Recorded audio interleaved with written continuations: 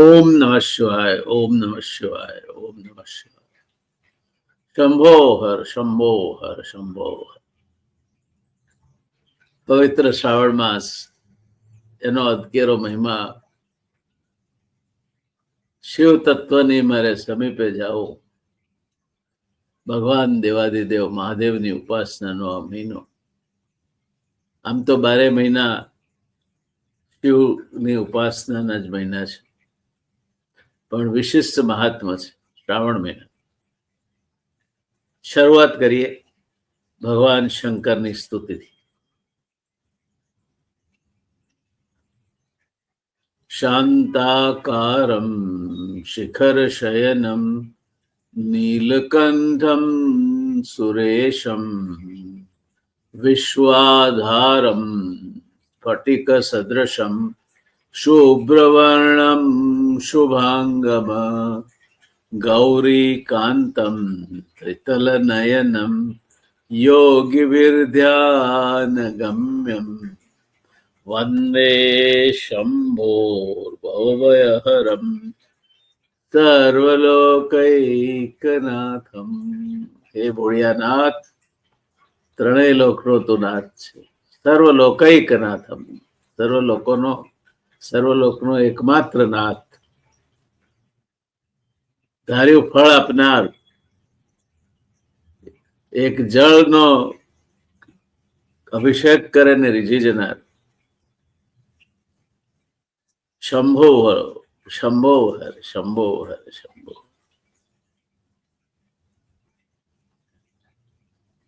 વધુ ને વધુ શિવના ઉપાસકો આપણી આ ચર્ચામાં જોડાતા જાય છે.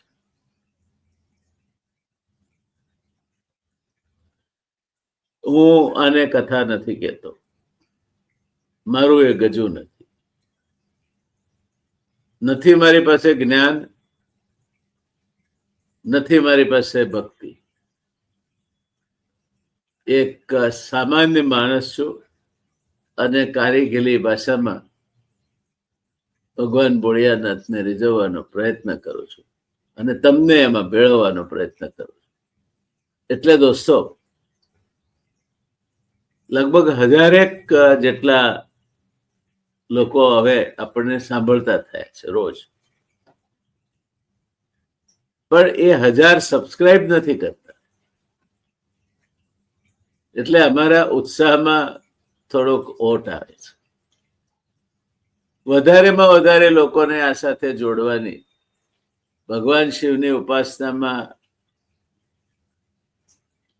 તલ્લીન કરવાની અમારી આ કાલી ગેલી ભક્તિ, એમાં જોડાવાની. અલખની ઉપાસના યુટ્યુબ ચેનલ છે મારી, જેના પર આપ જોઈ રહ્યા છો. એને સબસ્ક્રાઇબ કરો ને, બેલ આઇકન દબાવીને રજીસ્ટર કરાવો ને. એક પૈસો લાગવાનો નથી, એક પૈસો લાગવાનો. આમ આપણે દવા લેવા જઈએ, દવાનો ભાવ પૂછીએ છીએ. ડાક્ટરના ત્યાં જઈએ છીએ, ડાક્ટરને કહે છે 2 પૈસા ઓછા કર, નથી કરતા. આ તો મફતની મિજલેસ છે, મફતની મિજબાની છે, મનનો જમણવાર છે. ભગવાન ભોળિયા શંભુની ઉપાસનાની વાત છે. તો આટલું નહીં કરો તમે?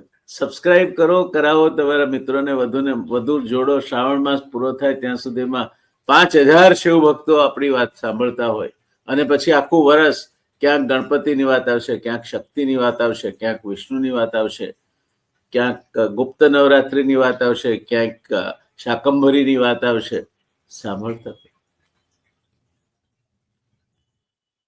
મનનો જમણવાર છે. જોડાવને, મારું નિમંત્રણ છે તમને. જોડાવને, સબસ્ક્રાઇબ કરો અને તમારા વધારેમાં વધારે મિત્રોને એની સાથે જોડવા માટે સબસ્ક્રાઇબ કરાવો. ચાલો આપણે બધા ભેગા થઈને ભક્તિમાં રમમાણ થઈએ. તો દોસ્તો, આજે વાત કરવી છે, ભગવાન શિવનું એક નામ છે ચંદ્રમૌલી. ભગવાન શિવ કપાળમાં ચંદ્રને ધારણ કરે છે. પ્રશ્ન એ થાય છે કે ભગવાન શિવ ચંદ્રને કપાળમાં કેમ ધારણ કરે છે? કોઈ દિવસ આવો વિચાર આવ્યો છે? ચંદ્રમૌલીનો અર્થ વિચારવાનો સમય મળ્યો છે? આજે આપણે એની ચર્ચા કરવી છે. દોસ્તો, એક સમયની વાત છે, અને એ વાત આમ તો ભગવાન સોમનાથ સાથે જોડાય છે, દ્વાદશ જ્યોતિર્લિંગ સાથે. આપણે ત્યાં 12 જ્યોતિર્લિંગ છે, એના સ્મરણ માત્રથી પાપનો ક્ષય થાય છે. કયા જ્યોતિર્લિંગ છે તમને યાદ છે? સૌરાષ્ટ્રે સોમનાથમ ચ શ્રીશૈલે મલ્લિકાર્જુનમ ઉજ્જયીનામ મહાકાલૌ ઓમકારમ અમલેશ્વરમ પરલ્યા વૈજનાથમ ચ ડાકિન્યા ભીમશંકરમ સેતુબંધે તુ રામેશમ નાગેશમ દારુકાવને વારાણસ્યા તુ વિશ્વેશમ ત્રંબકમ ગૌતમી તટે હિમાલયે તુ કેદારમ દૃશ્મેશમ તુ શિવાલયે એતાની દ્વાદશ નામાની ત્રિસંધ્યમ્ય પઠેન્નર સપ્ત જન્મ કૃતમ પાપમ સ્મરણેન વિનશ્યતિ. 7 જન્મના પાપ તમારા બળીને ભસ્મ થઈ જાય આ માત્ર સ્મરણ માત્રથી. કહો, માત્ર ને માત્ર નફાનો સોદો છે, કોઈ રોકાણ નહીં ભક્તિ સિવાય, કશું ગુમાવવાનું નહીં, મેળવવાનું મનની શાંતિ અને પાપોનો ક્ષય. મનની શાંતિ ક્યારે આવે? જ્યારે આધિ વ્યાધિ ને ઉપાધિના તાપ જે તમને પીડતા હોય તેનો ક્ષય થાય. સંતતિ સારી ક્યારે પાકે? જ્યારે તમારા પુણ્યબળનો ઉદય થાય ત્યારે. ઘરમાં શાંતિ ક્યારે પ્રવર્તે? જ્યારે તમારું મન સન્માર્ગે કેન્દ્રિત થાય ત્યારે. ત્યારે આજે વાત કરવી છે દક્ષ પ્રજાપતિ. દોસ્તો, એક સમયની વાત છે. પ્રજાપતિ દક્ષને ત્યાં અશ્વિની સહિત 27 કન્યાઓ જન્મી હતી. કેટલી? 27 કન્યાઓ. દીકરી એ દીકરા બરાબર છે. દીકરી એ દીકરા બરાબર છે. એની એક કવિતા હું તમને આવતા એપિસોડમાં ગાઈ સંભળાવીશ. એ કવિતાના શબ્દો તમને કહી રાખું. ઉગમણી ધરતીના દાદા કોરા કાગળ આવ્યા રે, એ રે કાગળ દાદે ડેલીએ વંચાવ્યા રે, કાકો વાચન દાદો ઋષ ઋષ રૂએ રે, સત સત દીકરીના દાદા વજિયા કેવાયા રે. હોય એવું કઈ? અને પછી તેજમલજી એમની એક દીકરી કહે છે કે હું તમારો દીકરો છું. અને દીકરી દીકરો બને ત્યારે સવાયો દીકરો બનતી હોય છે. એમ દક્ષ પ્રજાપતિને 27 કન્યાઓ હતી. અને એનો વિવાહ એ વિવાહ યોગ્ય થઈ એટલે આ બધી કન્યાઓનો વિવાહ ચંદ્ર સાથે કર્યો. ચંદ્ર એટલે સોમ. ચંદ્રમાને પતિ તરીકે મેળવી દક્ષ કન્યાઓ વિશેષ રીતે શોભવા લાગી. એ જ રીતે ચંદ્રમા પણ એમની પત્નીના રૂપમાં દક્ષની કન્યાઓને મેળવીને 16 કળાએ ખીલી ઉઠ્યા, સુશોભિત થયા.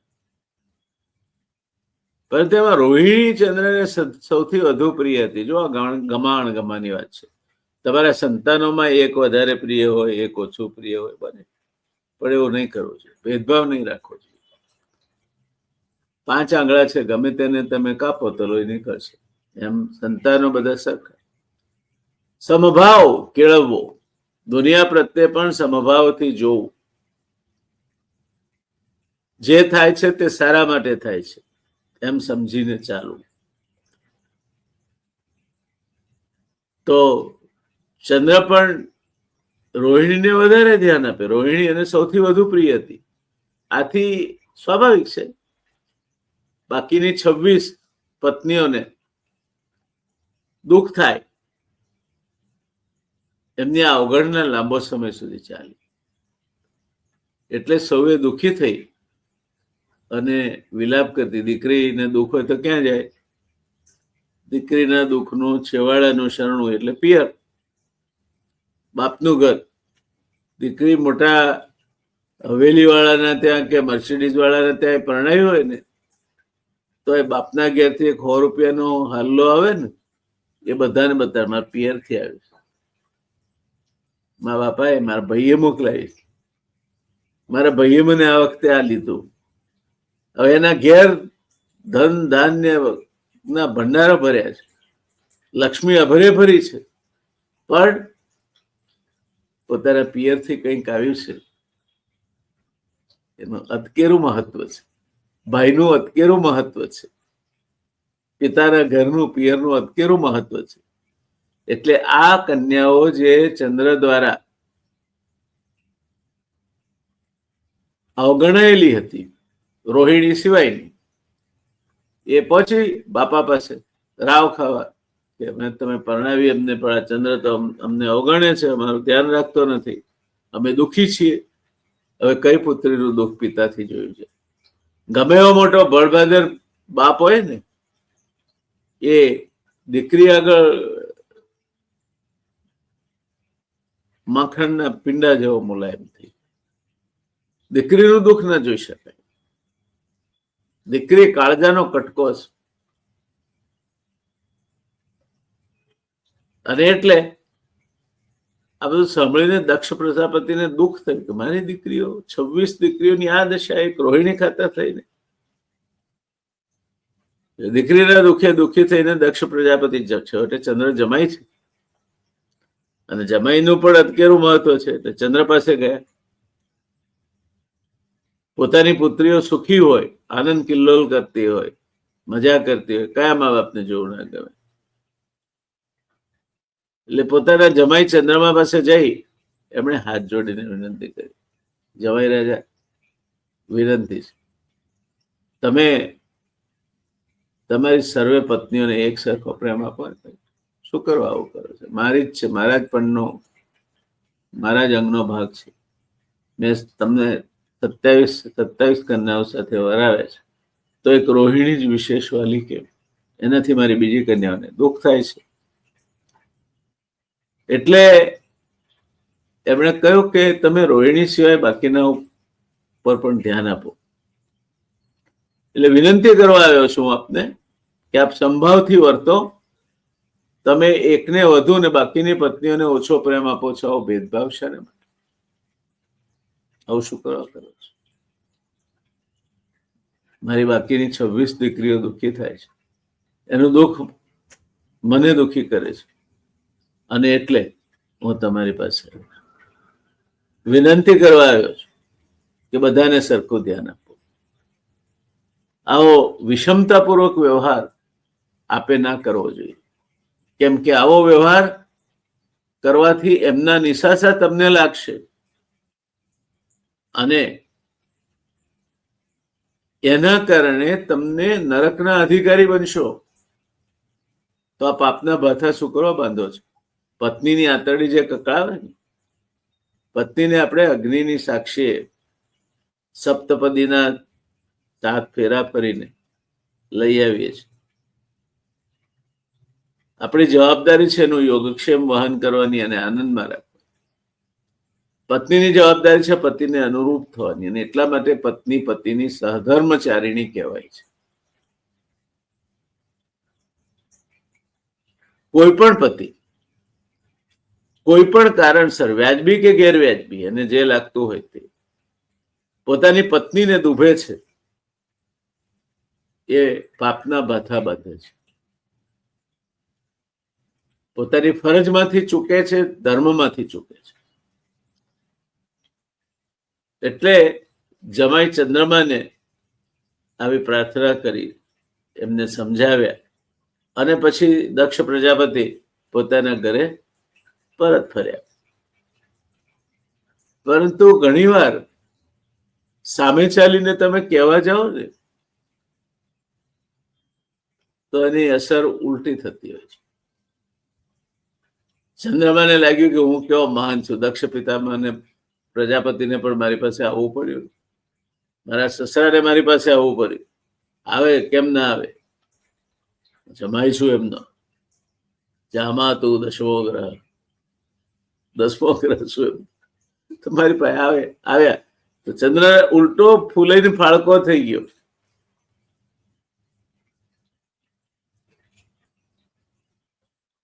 દક્ષ પોતાના ઘેર તો ગયા, પરંતુ એમણે જે વિનંતી કરી તેની કોઈ અસર ચંદ્ર પર થઈ નહીં. ઉલટાનો એ રોહિણીના પ્રેમમાં વધુ ને વધુ આસક્ત બનવા માંડ્યો. અને દોસ્તો, અતિ સર્વત્ર વર્જયે. તમને લાડુ બહુ ભાવતા હોય, તમે પહેલો લાડુ ખાઓ, મહત્તમ આનંદ આવે. બીજો ખાઓ, એથી ઓછો. ત્રીજો ખાઓ, એથી ઓછો. પછી 8મો ને 10મો લાડુ ખાઓ ને ઉબકા આવવા માંડે. અતિ સર્વત્ર વર્જ્ય. પ્રમાણમાં ના જળવાય ને અતિરેક થાય. કોઈ પણ વસ્તુનો અતિરેક. દીકરાને વધારે પડતો પ્રેમ આપશો કે દીકરીને વધારે પડતો પ્રેમ આપશો એટલે સંતાનને વધારે પડતો પ્રેમ આપશો અને એને તમે વ્યવહાર નહીં શીખવાડો, એનું અહિત કરી રહ્યા છો તમે, સંતાન બગડશે તમારું. અતિ સર્વત્ર વર્જયેત. જ્યાં અતિ થાય છે ત્યાં તકલીફ છે. એટલે ચંદ્ર તો રોહિણીના પ્રેમમાં વધારે આસક્ત બન્યો ઉલટાનો. ફરી દક્ષ પ્રજાપતિ આવે, ફરી સમજાવ્યા. પણ માણસની જ્યારે ખરાબ થવાનો હોય, વિનાશ થવાનો હોય, ત્યારે પહેલી એની બુદ્ધિ બગડે છે. મેં અગાઉ પણ કહ્યું છે, ફરી એકવાર ગાઈ સંભળાવું છું. કેવો હતો રાવણ તત્વવેતા, બે ગ્રહોની કટમાં જ રહેતા, હરી સીતા સ્તુજી કુબુદ્ધિ, વિનાશ કાળે વિપરીત બુદ્ધિ. તમારો વિનાશ કાળ આવે ત્યારે બુદ્ધિ ફેલાવો. દક્ષ પ્રજાપતિ પણ કઈ નાની સૂની હસ્તી નહોતી. ખૂબ સમજાવટને અંતે પણ ચંદ્ર જયારે માન્યું નહીં ને ઉદ્ધતાઈથી પોતે જે રસ્તે જઈ રહ્યો હતો એ જ રસ્તે ચાલુ રાખ્યું. ઉલટું વધુ ગતિએ ચાલ્યો, રોહિણીમાં વધુ આસક્ત થયો. ત્યારે દક્ષ પ્રજાપતિ એને શાપ આપ્યો કે તમને ક્ષયનો રોગ થાય, તને ક્ષયનો રોગ થાય. ક્ષય એટલે ટ્યુબરક્લોસિસ. માણસ ધીરે ધીરે ધીરે ધીરે ઓગળે.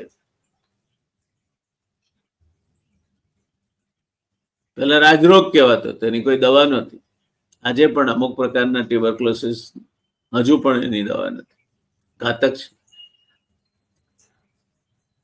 એટલે આ શ્રાપ દક્ષ પ્રજાપતિનો સાંભળીને બધા દેવતાઓ અને ઋષિગણમાં હાહાકાર થઈ ગયો. કારણ કે ચંદ્રમાં તો મનનો સ્વામી છે. મનનો સ્વામીને ક્ષય થાય તો શું થાય? તોરા મન દર્પણ કહેલાય, તોરા मन दर्पण कहलाए, भले बुरे सारे कर्मों को देखे और दिखाए, तोरा मन दर्पण कहलाए. मन ही देवता, मन ही ईश्वर, मन से बड़ा न को. मन उजियारे जग उजियारा, सब कुछ जान हो, तोरा मन दर्पण कहलाए. मन उजियारे जग उजियारा, सब उजियारा हो, तोरा मन दर्पण कहलाए. ચંદ્રમાને ક્ષયનો શ્રાપ આપ્યો દક્ષ પ્રજાપતિ, જાઓ તમારો ક્ષય થાય. તમે ઓગળવા માંડો. ઋષિગણ અને દેવતાઓમાં હાહાકાર મચી ગયો. દક્ષિણા શ્રાપથી ચંદ્ર ક્ષયગ્રસ્ત થયા. તેમનું શરીર દિવસે દિવસે ક્ષીણ થવા લાગ્યું. ચંદ્રની આ દશા જોઈને દેવો ચિંતામાં પડ્યા કે ચંદ્ર આ રીતે ક્ષીણ થઈ જશે તો સૃષ્ટિનું સંતુલન બગડશે. ચંદ્રની સાથે તો આપણે ત્યાં ભરતીને ઓટ સંકળાયેલા છે. મોટી ભરતી ઓટ પૂનમ અમાસની દિવસે આવે છે.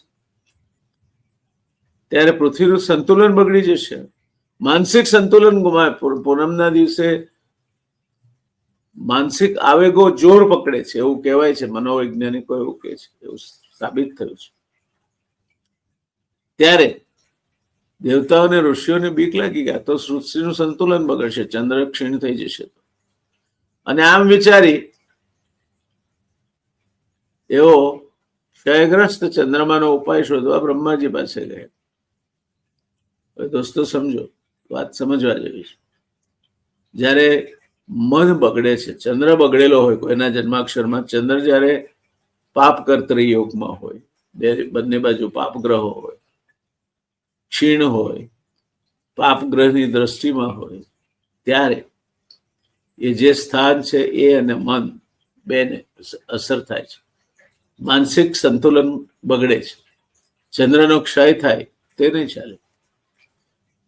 એટલે બ્રહ્માજી પાસે જઈ અને દેવતાઓ ઋષિઓએ વિનંતી કરી કે પ્રભુ, દક્ષ પ્રજાપતિ આજે શ્રાપ આપે છે ચંદ્રને, એના નિવારણનો ઉપાય આપ બતાવો. ત્યારે બ્રહ્માજીએ ક્ષય રોગના નિવારણ માટે દેવતાઓને ઉપાય બતાવ્યો. શું ઉપાય બતાવ્યો? પ્રભાસ ક્ષેત્રમાં જઈ શિવલિંગ બનાવી તેની વિધિવત પૂજા કરવાથી તેને ક્ષયમાંથી મુક્તિ મળશે. પ્રભાસ ક્ષેત્રમાં જઈ વિધિવત શિવલિંગની સ્થાપના કરી એની ઉપાસના કરો. એટલે આપણું પ્રથમ જ્યોતિર્લિંગ. સોમ એટલે ચંદ્ર, નાથ એટલે માલિક. ચંદ્રના અધિષ્ઠાતા દેવ સોમનાથ. સૌરાષ્ટ્રે સોમનાથમ છે. ચંદ્રમાને સાથે લઈ દેવતાઓ સાથે પ્રભાત ક્ષેત્રમાં બધા પહોંચ્યા અને ત્યાં ચંદ્ર મૃત્યુંજય મંત્રનું વિધિવત અનુષ્ઠાન કર્યું. મહાવ્યાધિ આદિને ઉપાધિમાંથી બચવા માટેનો મંત્ર એટલે મહામૃત્યુંજય મંત્ર. મૃત્યુંજય મહાદેવ ત્રાહિ મામ શરણાગતમ જન્મ મૃત્યુ જરા વ્યાધિ પીડિતમ કર્મબંધને. ઓમ ત્રંબકમ યજામહે સુગંધિમ પુષ્ટિવર્ધનમ ઉર્વારુકમિવ બંધનાત મૃત્યોર્મુક્ષીયમામૃતાત. ચંદ્રમાએ મૃત્યુંજય મંત્રનું વિધિવત અનુષ્ઠાન કર્યું ને અંતે પ્રસન્ન થઈ શિવજીએ કહ્યું કે આ રોગમાંથી તમને મુક્તિ આપે. મહિનામાં એક પખવાડિયું તમારી કલા ક્ષીણ થતી જશે. પૂર્ણિમાએ પૂર્ણ ચંદ્ર હોય, પછી ક્ષીણ થતો થતો અમાસે એનો સંપૂર્ણ લોપ થઈ જાય અને પાછું સુદ એકમથી એની કળા ખીલવા માંડે. પૂર્ણિમાએ પૂર્ણ ચંદ્ર હોય તો મહિનાના એક પખવાડિયાના પક્ષમાં તેની કલા ક્ષીણ થશે અને બીજા પક્ષમાં ફરી નિરંતર વધતી રહેશે. આમ ચંદ્રની ભક્તિથી પ્રસન્ન થઈ શિવજીએ તેને પોતાના મસ્તકે ધારણ કર્યો અને ચંદ્રએ જે શિવલિંગની સ્થાપના કરી એ શિવલિંગમાં ભગવાન મહાકાલ, ભગવાન શિવ, ભગવાન પિનાકપાની, ભગવાન ચંદ્રમૌલી જ્યોતિર્લિંગ રૂપે સ્થિર થયા. અને ચંદ્રના યશને વિસ્તારવા ભગવાન શંકર તેમના નામ પર ત્યાં સોમેશ્વર કહેવાય, ભગવાન સોમનાથ. જ્યાં દેવતાઓએ સોમકુંડની સ્થાપના કરી અને આ કુંડમાં ભગવાન શિવ અને બ્રહ્માનો સદા નિવાસ છે. ત્યાં ચંદ્રકુંડ પણ છે જેમાં સ્નાન કરવાથી બધા પાપનો નાશ થઈ જાય છે. ક્ષય જેવા અસાધ્ય રોગોમાં પણ આ કુંડમાં 6 માસ સ્નાન કરવાથી ક્ષય પણ મટી જાય એવી માન્યતા છે. ચંદ્રને મસ્તક ઉપર ધારણ કરવાથી શિવ ચંદ્રમૌલેશ્વર કહેવાયા તે અત્રે ઉલ્લેખનીય છે. એટલે જ્યારે જ્યારે આપણે ચંદ્રમૌલેશ્વરનું ધ્યાન ધરીએ છીએ, ભગવાન ચંદ્રમૌલીની વાત કરીએ છીએ, ત્યારે આપણે ભગવાન શિવની વાત કરીએ છીએ. આવા ભગવાન ચંદ્રમૌલેશ્વરની આરાધનામાં આપ લીન થાઓ, જીવમાંથી શિવ તરફ ગતિ કરો, પુણ્ય વિચારો, પુણ્યદાયક કાર્યો, પવિત્ર વિચાર, પવિત્ર આચાર, પવિત્ર આહાર અને પવિત્ર વિહાર થકી આપ શિવત્વને પામો. એ જ પ્રાર્થના સાથે આપણે આજની આ વાતને વિરામ તરફ દોરી જઈશું. શંભો હર શંભો હર શંભો હર. ઓમ નમઃ શિવાય, નમઃ શિવાય, નમઃ શિવાય, નમઃ શિવાય.